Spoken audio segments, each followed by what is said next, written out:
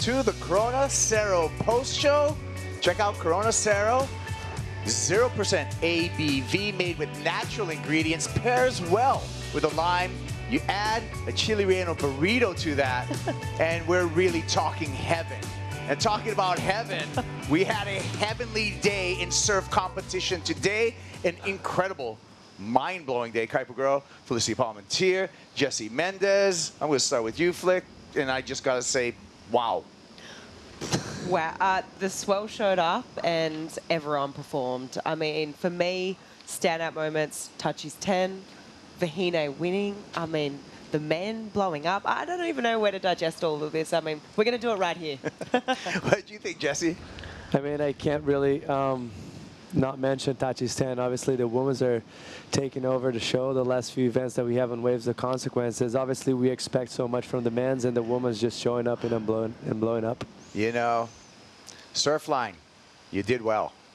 We thought, you know, there was so much hype around this. We were thinking, oh my goodness, you know, is it going to show up? It showed up, and it showed up in extreme form. With the women, we saw barriers broken. We saw a 10-point ride by Tatiana Weston Webb. In the men, 12 excellent waves ridden in the elimination round. I'm talking, this is crazy stuff that we saw today. We can break it all down, but let's, you know, and we ended the day with a hit.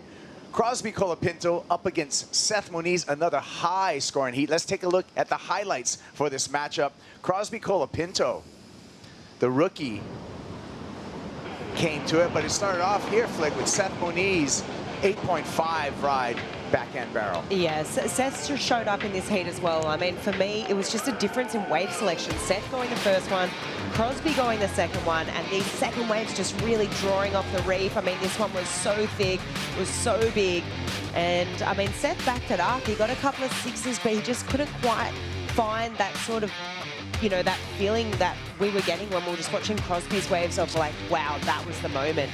I mean, Crosby just did so well in this heat. I mean, that wave there is just going in every highlight reel. I mean, that thing was insane. He rode the foam ball. I mean, and then they had this crazy paddle battle, which Strider was on the call, and it was pretty fantastic to listen to. Hey, Jesse, Crosby only riding 2 waves, an 8-point ride, then a 9.43, 17.43 heat total. That is outstanding. I mean, that's definitely outstanding. And also, Seth, not to mention, only 3 waves and everything above a 6-point ride and 1 excellent wave. So that was an amazing heat. We're lucky enough to be here watching. Yeah, we sure were. Let's hear from Crosby Colapinto. He's with Chris Cote. Yeah, thank you, Team Crosby. That heat had everything we wanted to see. Paddle battles, incredible exchanges. Give me just your thoughts on that experience you had out there in firing Chopo. Well, just to have a heat like that with like my brother Seth is insane, just because it was like really my first real heat, like surfing proper chopes, and then to have it with Seth, who's like one of my really good friends and also like one of the best barrel riders in the world, and going like head to head on our exchanges was just like so special, because before we paddled out, we're like, we kind of only want, like, we want to have like just fun exchanges, you know. It didn't feel like super competitive or anything. It just felt like we were kind of having a free surf and just like going head to head. So it was pretty cool. And let's talk about that 9.4. I mean, where does that wave stand in the lifetime of waves that you've ridden? It's definitely up there. I feel like whenever I get a good wave, I feel like I kind of just like black out on it. And I felt like that one I kind of just like blacked out, you know. But it just had like a nice stretch and went into like that second section that was very like square and open, and then just like coming out and like kicking out right next to Seth and paddle battling was just like pretty sick. And then all the boys just screaming, I was like barking or something, but it was sick. And again, so many layers going into that heat. We got to start talking about the Rookie of the Year conversation. Is that even in the back of your mind right now? Oh yeah, it's definitely a thing, because I'm in the race with Cole Houshmand, so I watched him get his 9 earlier, and I was like, shit, like, I want to get a good wave now, you know? So it's going to be a fun little battle, like a fun little friendly rivalry. We've already been messing with each other, like, whoever wins it then has to, like, buy all the boys dinner at a sick restaurant, so. Nice. And lastly, tomorrow could be pretty rowdy out there. Are you ready for this? Yeah, I'm ready. That heat definitely gives me some confidence going into it tomorrow, so just excited for another opportunity to just surf this wave. The man is ready. Good luck. Yeah, good. There you go. Crosby Colapinto, just a rookie, but that is his career best heat on the CT, 17.43. What a way to end the day. That was the men's, but we got to talk about barriers being broken, Flick, with the women and the performance that we saw in the quarterfinals on out. Let's take a look here at the brackets and Vahine Fierro's road to a victory here at the end of the road. Yeah, Vahine, I mean, she had a couple of really tough heats here. I mean, first heat, obviously drawing Molly, who we've been talking about all event as someone who's technically one of the best women's backside tube riders. And then semi-final 2, for me, that goes down in history as one of the best ever women's heats. I mean, that was a moment in time that we will remember forever, we'll be referencing forever. Tatiana scoring a 10, Vahine fighting back with that 9 in like the last few minutes of the heat. I mean, in my books, it was an incredible day for the women, and given the opportunity, they showed up and they really performed. Let's get into it here. Vahine Fierro up against Tatiana Weston-Webb. This is going to be one of the heats of the year, maybe of all time for women's professional surfing. Tatiana Weston-Webb with the perfect 10 in this heat. Absolutely incredible. 10s across the board from all of the judges. That was outstanding, but the consistency of Vahine Fierro paid off. A 8.07, a 9.63 right here was enough to take Vahine into the final. Yeah, Vahine just, you know, she said it in her post-heat interview, but she had a big job to do. I mean, she needed a big score, but she just said that she never gave up, and, you know, she just knew if she was given that opportunity, that she could convert. And with the form she's been in, I mean, this was the moment. I mean, it was so incredible to watch. Just her confidence, knowing that if a set comes, I'm going. And I mean, she's hardly fallen all events. So, I mean, she just looked so informed. And it was only a matter of time until she got a win out here, let's be honest. I mean, that trophy has been hers for a long time. She's had one hand on it, and she's got it now firmly with both hands. 2 semifinal finishes. This way she went all the way for the W. Look at the numbers there. An 8.5, 6.67. Dominated the final, Vahine Fierro. Brisa Hennessy, runner-up finish, but the good news for Brisa, she's got a wardrobe change, Jesse. As we look at our women's championship tour leaderboard, and Brisa Hennessy has taken the #1 spot. And the good thing for Brisa actually is she's been in that position before, so it's not going to have the same weight as she had it previously when she won Sunset and came out with the yellow jersey a few years back. So for her to just be in this situation and growing into that, and I mean, looking pretty solid for the top 5 as far as we're speaking right now, 32,000 points, a little over that. She's sitting in a good spot, and she's looking the best she's been in the past few years. Yeah, incredibly consistent year this year for Brisa Hennessy. We'll see her in that yellow leaders jersey at stop #7 over in El Salvador. Pivoting now to the men's and the elimination round for the men. Hey, I said it before at the beginning of this, 12 excellent scores amongst the field. But think about Liam O'Brien here. 16.74 two-wave total. You think that would get you through most heats, Jesse, but that was not the case because Ramsey Bukhayam came through in a big way. Yeah, man, that was one of those heats that are just biting your nails the whole time. Like, they were just going back to back, and this wave specifically from Ramsey right there, he loses balance, almost goes over the handlebars. Look at the angle of the board, like tail high, like nose almost diving underwater, and he comes out like in disbelief. And then when you think the heat's done, you see this beautiful wave from Lob, just 2 huge bumps with no hands on the rail, which is so technical. I mean, amazing heat. Look how proud Ramsey looks right there, and he deserves it because that he was one who should be proud of herself. Gnarly numbers as we look at the numbers between these two. 9.13, 7.73, 16.86, 2 8-point rides for Liam O'Brien. Not enough, but both surfers can be very, very proud of their accomplishment. It was so exciting. And but unfortunately, only one can go, and that would have been Ramsey. He's on to the round of 16. Speaking of the round of 16, Flick, we got some highlight heats that we want to take a look at in that round of 16. We have that all seated. Let's take a look at some of them. We're going to start the day with a bang. Check out heat #1, the round of 16, Felicity. Wow. first heat of the day, if what Shola said is true and this buoy provides and the swell kicks up a little bit, wow, we're in for a great heat here. Kelly, that's where I like to see him flaring. Big surf. I mean, that looks amazing. The GOAT against Ethan, that's a big draw for Ethan, matching someone that early in the round, and that's all because it's a wild card, this event. So we got more for you. Jordy against Yago Dora, heat number 3 of the round, the 16. What do you think about that, Jess? I mean, one of my favorites ever, goofy footers, like the style, how good he is, and he's building momentum. Beat Jack, which is probably the toughest draw today in paper as far as the men's elimination round. So this is going to be a big one for both of them, and I'm excited to see Yago. Heat number 5, Flick. John coming against the man with the mana, the man with the spirit, Mihimana Braye in heat 5, round 16. Well, you just know that both of these guys right here, you know, they can handle when it gets as big as it gets out here, and they want it that big. I know that John wants it as big as it gets. They're going to be comfortable when it's 10 to 12 foot, maybe even bigger.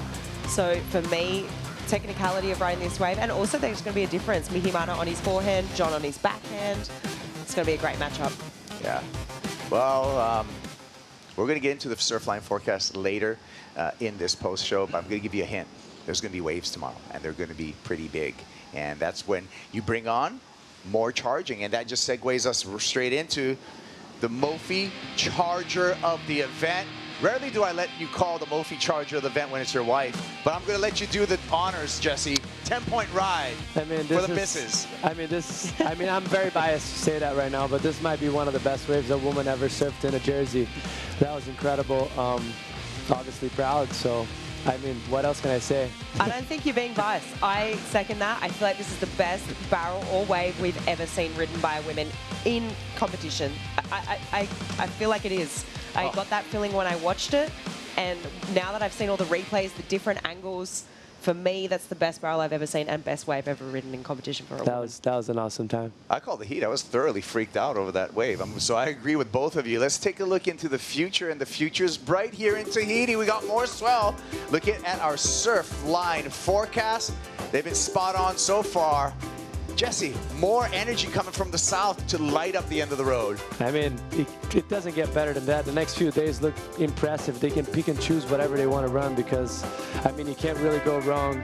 As far as prediction, this looks as good as it gets for Teahupo'o. Today, we already seen it, and most likely tomorrow, even more consistent and as big as this afternoon. So excited for that.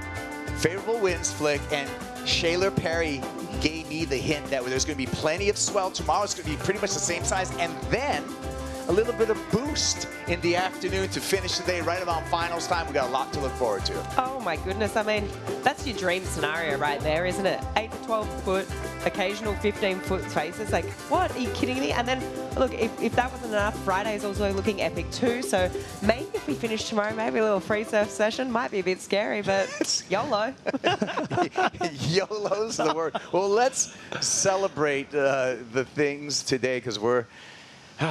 Today's a YOLO day as we look into so many incredible rides. Top 5 moments coming at you, starting with Barron Mamiya. And check out this post, Flick.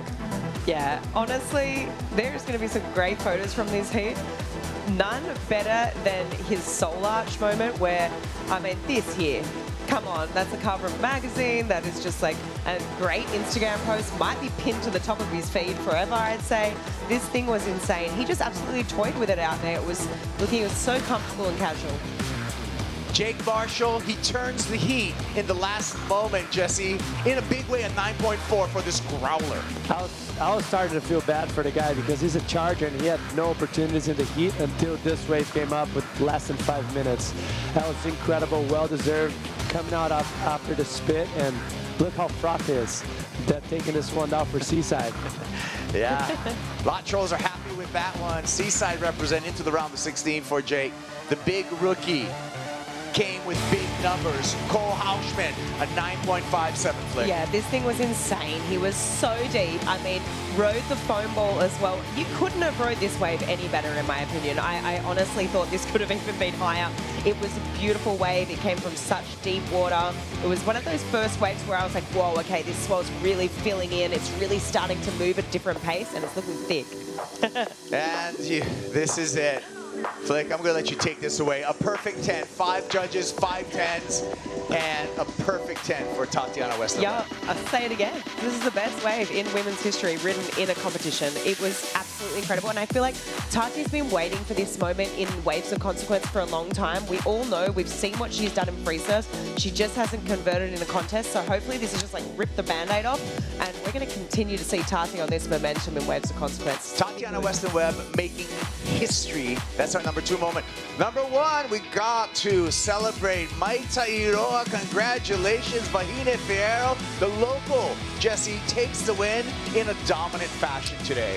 The grace that she surfs this wave is impeccable. Like the style, the way she approaches, how easy she makes it look, and how little mistakes she actually commits. Throughout the whole event, you can count on your hands how many mistakes she, like on wrong waves that she was or when she fell. It's so impressive for her and well deserved. Yeah. Look out Olympics, because Paris 2024, Vahine Fierro is going to be representing France right here at the end of the road. That's something to look forward to, but even more to look forward to is tomorrow and tomorrow's action. Let's get some rest. Thank you, Flick. Thank you, Jesse. And remember to check in tomorrow morning, set your alarm. 6:45 a.m. local time, potentially for a 7 o'clock start. It's going to be an epic day. Tune in then, and until then, Yorana, aloha. Hey, guys.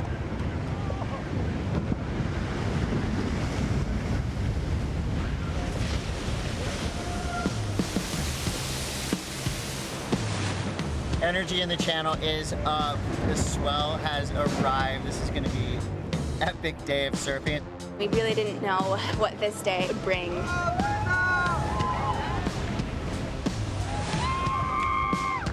I think I just woke up just in the mindset of embracing anything that came my way and enjoying it.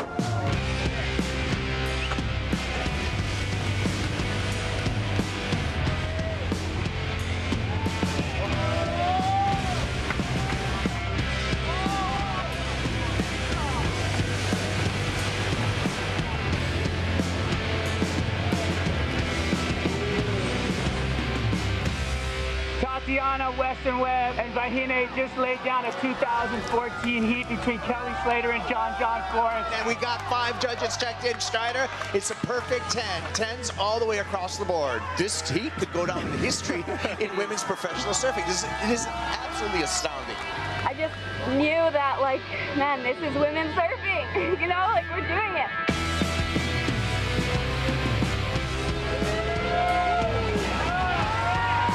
The champion of the SHISEIDO Tahiti Pro, presented by Outerknown, Vahine Fierro has done it.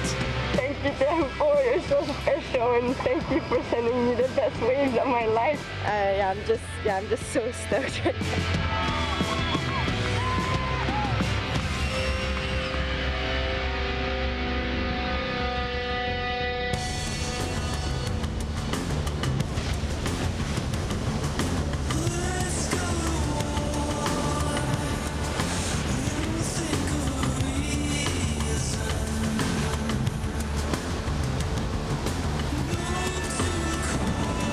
Pretty much what you dream of when you come here. It's definitely probably the wave of my life.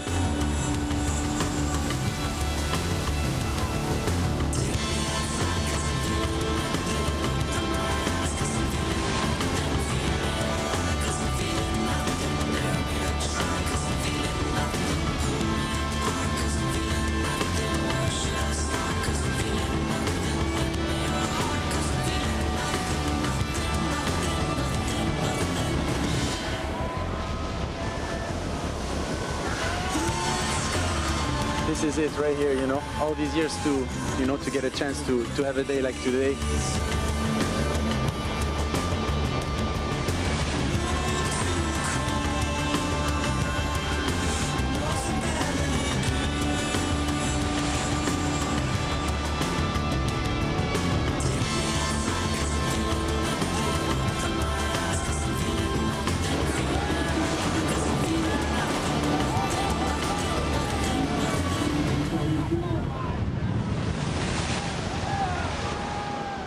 This copyrighted event broadcast is produced by the World Surf League for broadcast around the world and may not be retransmitted, reproduced, rebroadcast, or otherwise distributed or used in any form without the written consent of the World Surf League.